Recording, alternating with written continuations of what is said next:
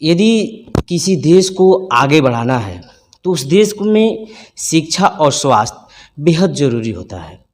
और शिक्षा तभी आपको अच्छा मिल सकता है जब आपके पास शिक्षक अच्छे हों और संस्थान अच्छे हो।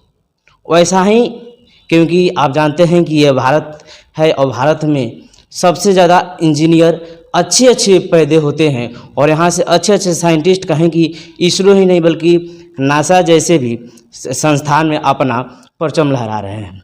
और मैं अभी मौजूद हूँ, द स्टार इंडिया की पूरी टीम मौजूद है पटना में, और पटना में वैसा ही आईटी संस्थान है जिसका नाम है स्मृति जुपिटर, जिनके डायरेक्टर हमारे साथ मौजूद हैं सर जोरवाय सर। सर आपका स्वागत है द स्टार इंडिया में। सबसे पहले बहुत बहुत धन्यवाद आपको।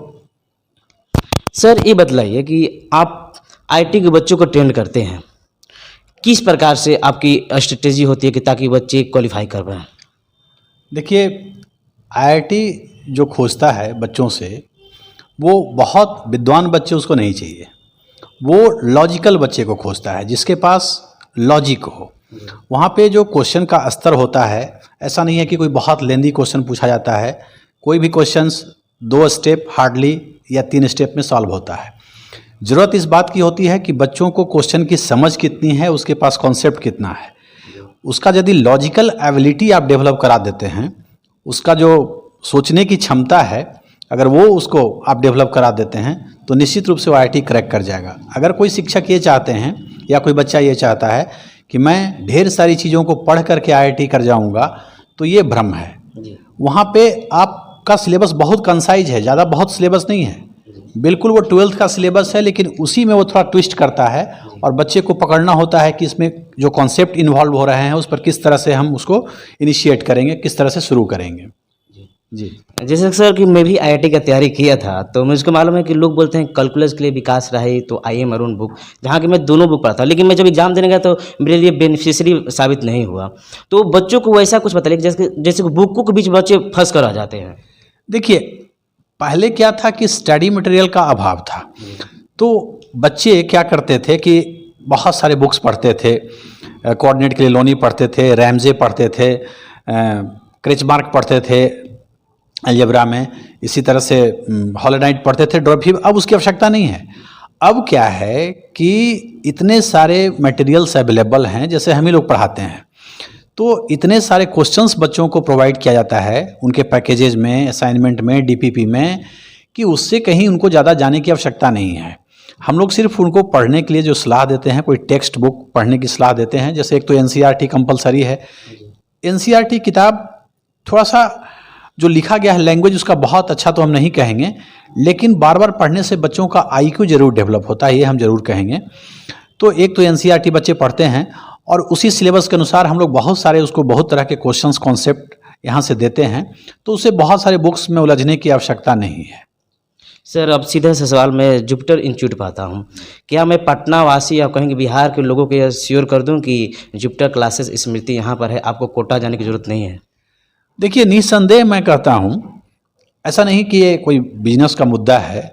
मैं तो ये यहाँ तक कहता हूँ, हालांकि थोड़ी ये बड़बोलेपन वाली बात हो जाएगी, कि आज जितने भी शिक्षक पढ़ा रहे हैं, यदि मैं उनके साथ टेबल पे बैठूं, और मैं बैठा हूं कई बार, तो मैंने देखा है कि उनका जो स्तर है और हम लोग का जो स्तर है उसमें आसमान ज़मीन का अंतर है। हो क्या रहा है कि जैसे मिस्टर एक्स को कुछ अच्छे बच्चे मिल गए तो बच्चा खुद भी पढ़ने वाला है, और बिहार में क्या एक ट्रेंड चल गया है कि यहाँ पे बच्चे मोबाइल में बहुत उलझ रहे हैं, तो ये समस्या का सामना करना पड़ रहा है। जरा सा भी अच्छा हम लोग को बच्चा मिल जाता है, बस केवल जो कहें उस निर्देश पे चलने वाला, लेबोरियस, तो बाकी काम उससे हम लोग करा लेते हैं। इसलिए उसे कहीं जाने की आवश्यकता नहीं है। जो बिहार है इसमें प्रतिभाओं की कोई कमी नहीं है। यहाँ के शिक्षक ही तो सभी जगह हैं। आप कहीं भी चले जाएं, कोटा, दिल्ली, सारे शिक्षक आपको 90% शिक्षक तो बिहारी ही हैं, और वो शिक्षक वहाँ पढ़ा रहे हैं जो बिहार में नहीं चले हैं।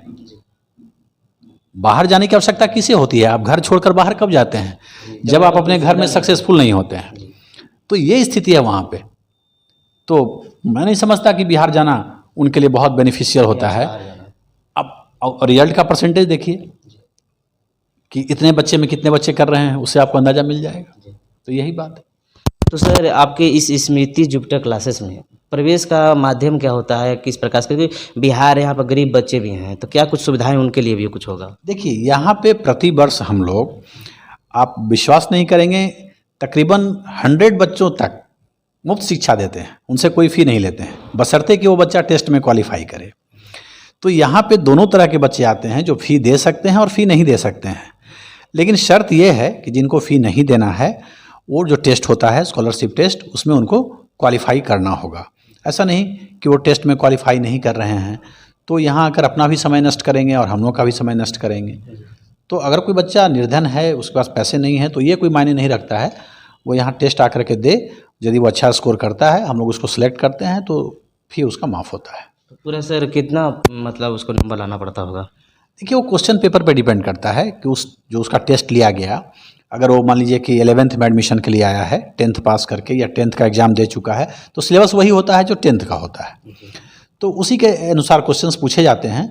अब वो जो टेस्ट हुआ उसमें किस तरह के बच्चे बैठे हैं, किस तरह का स्कोर आ रहा है, तो टॉप से हम लोग लेना शुरू करते हैं। यही बात है। आप मान के चलिए कि मोर देन 60% उसको आना चाहिए, लेकिन अब कोई बच्चा मान लीजिए उसमें 90% ले आया है, तो 90 वाले को हम लोग पहले सेलेक्ट करेंगे। ये बात। हाँ, तो परिणाम जैसा कि रिजल्ट अब तक कौन कौन अच्छा कहाँ से निकल पाए हैं? देखिए, जहाँ तक संस्थान की बात है और मेरा पर्सनल, चूँकि मैं बिहार में बहुत दिन से फिजिक्स पढ़ा रहा हूँ, तो आप बाहर भी पूछ सकते हैं कि मैं अगर इंडिया की बात करूँ तो आज इंडिया का कोई ऐसा बड़ा इंस्टीट्यूट, चाहे वो Tata institute of fundamental research हो बॉम्बे का, चाहे वो इसरो हो, चाहे वो DRDO हो, सभी जगह हमारे बच्चे, Indian institute of science Bangalore, IIT की बात तो मैं बाद में कर रहा हूँ, जो इंडिया का टॉप मोस्ट इंस्टीट्यूट है।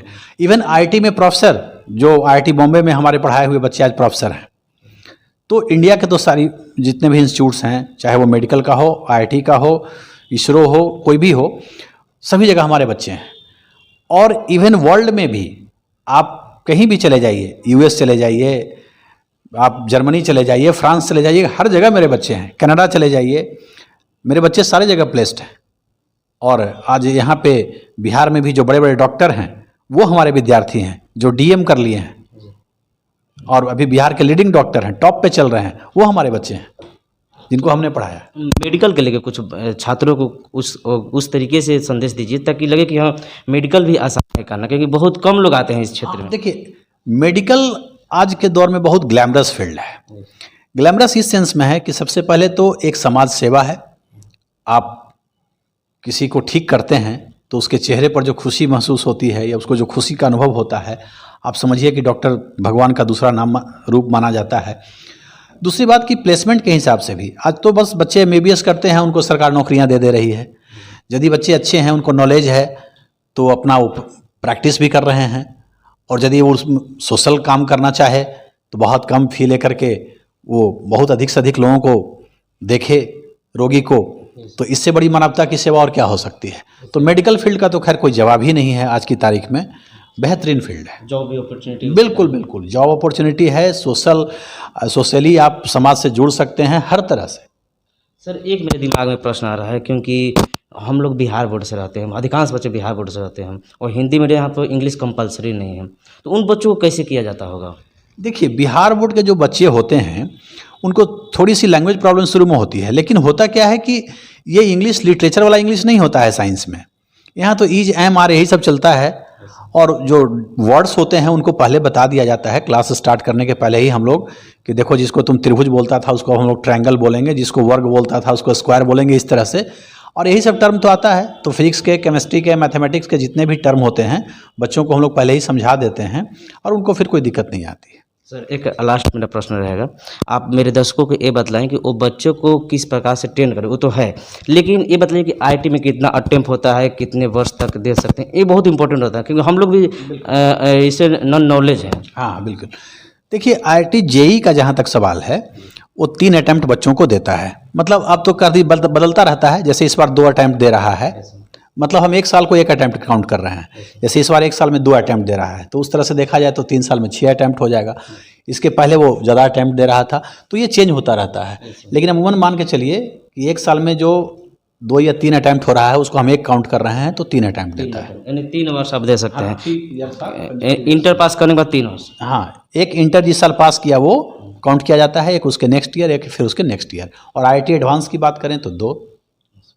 तो ये थे जे रॉय सर, जो कि स्मृति जुपिटर क्लासेस के डायरेक्टर हैं, और इनका बहुत काफ़ी नाम भी है फिजिक्स में, हम लोग सुने, इसीलिए तो आए कि ताकि हम भी अपने दर्शकों को बतला दें कि पटना में भी उस प्रकार की इंस्टीट्यूट है, संस्थान है, ताकि आपका बच्चा पढ़ सके, डॉक्टर और इंजीनियर बन सके, आपको कहीं दूसरे जगह जाने की ज़रूरत नहीं है। बहुत बहुत धन्यवाद सर।